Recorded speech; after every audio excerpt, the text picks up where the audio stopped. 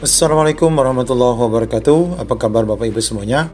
Wabil khusus yang saat ini menantikan seleksi P3K tahun 2022. Di sini kita akan mengecek Bapak Ibu Permenpan RB terbaru untuk seleksi P3K 2022 yang baru saja terbit semalam 20 Oktober. Di mana Permenpan RB ini adalah nomor 698 tahun 2022. Kita cek Bapak Ibu ada afirmasi untuk masa kerja. Untuk info lengkapnya ikuti video ini sampai selesai.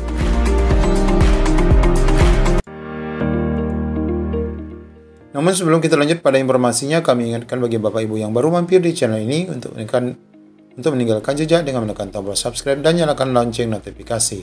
Baik Bapak Ibu, penetapan kebutuhan ASN tahun 2022 sudah pun ditetapkan. Kita ketahui di sini Bapak Ibu, baik itu instansi pusat maupun instansi daerah sudah ditetapkan. Di mana untuk instansi pusat itu sudah ditetapkan sebanyak 94.057 formasi. Kemudian untuk instansi daerah ini dibagi menjadi 3. Untuk P3K guru berjumlah 319.618, kemudian tenaga kesehatan 91.591 dan teknis 27.626, sehingga totalnya untuk pusat dan daerah adalah 532.892.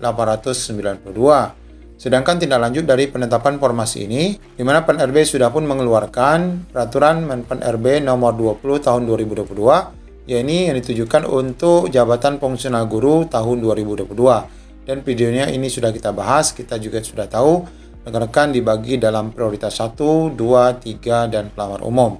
Sedangkan tindak lanjut lainnya adalah dengan diserahkannya beberapa ketetapan keputusan PEN-RB juga. Misalnya ini adalah untuk nomor 511 adalah untuk penetapan kebutuhan formasi di wilayah Kabupaten Bondowoso. Dan kita juga sudah bahas beberapa wilayah kabupaten lainnya yang sudah menerima ketetapan PEN-RB berkenaan dengan jumlah formasi, di mana di sini kita lihat seperti biasa ada formasi untuk guru, ya ini untuk formasi guru. Kemudian tentu saja ada juga untuk formasi kesehatan serta untuk formasi teknis. Nah, untuk video kali ini kita akan membahas keputusan Permenpan RB nomor 698 tahun 2022 yang mana ini sebenarnya ditujukan untuk jabatan fungsional tenaga kesehatan. Nah, ini menunjukkan bahwa seleksi P3K tahun 2022 semakin dekat. Ini Bapak Ibu, kita akan cek beberapa ketentuan dan aturan yang menggarisbawahi bagi rekan-rekan tenaga kesehatan.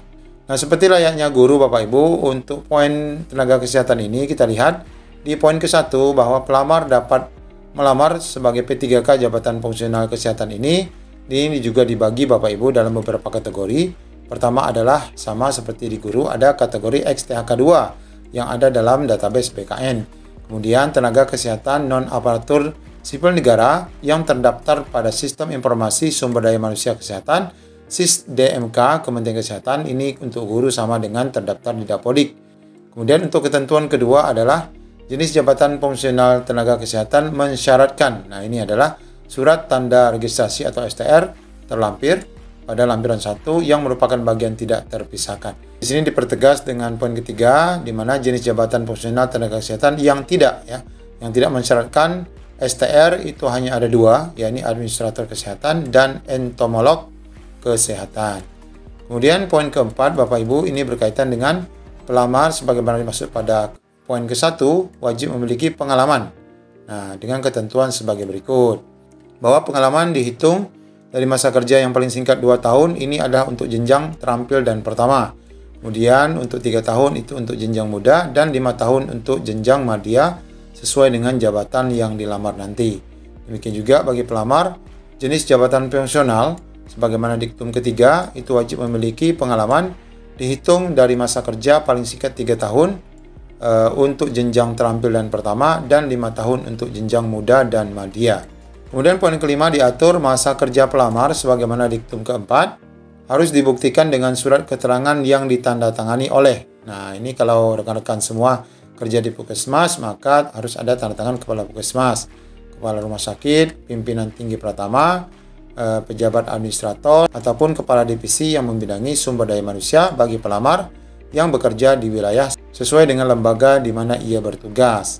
Kemudian poin ke-6, seleksi P3K untuk jabatan kesehatan ini ada 2, yaitu yang pertama seksi administrasi, kemudian ada tes juga Bapak Ibu, kompetensi teknis, kemudian manajerial, sosiokultural, dan wawancara. Ini seperti biasa.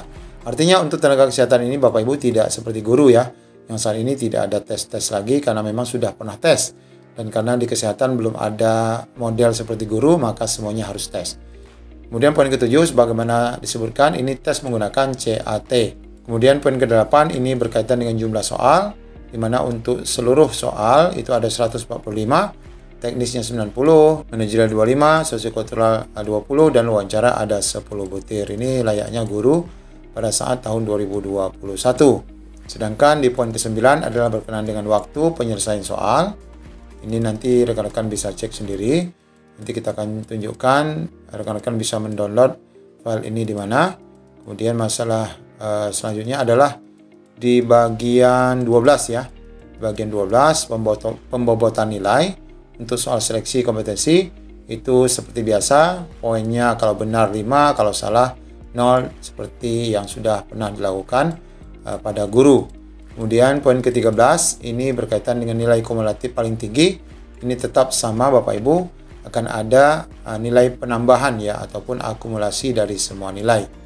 Kemudian poin yang ke-14 ini masalah nilai ambang batas. Di mana nilai ambang batas untuk seleksi kompetensi sebagaimana disebutkan di sini, untuk seleksi kompetensi teknis bagi jabatan yang mensyaratkan STR itu 0. Ini seakan-akan mereka yang punya serdik ya, seakan-akan mereka punya serdik, tidak ada nilai ambang batas. Sedangkan ambang batas untuk nilai seleksi kompetensi yang tidak mensyaratkan STR itu adalah 158. Kemudian nilai yang seleksi kompetensi manajerial itu adalah ambang batasnya 130, sedangkan wawancara 24. Kemudian poin ke-15 ini adalah pemberian afirmasi atau diberikan penambahan nilai.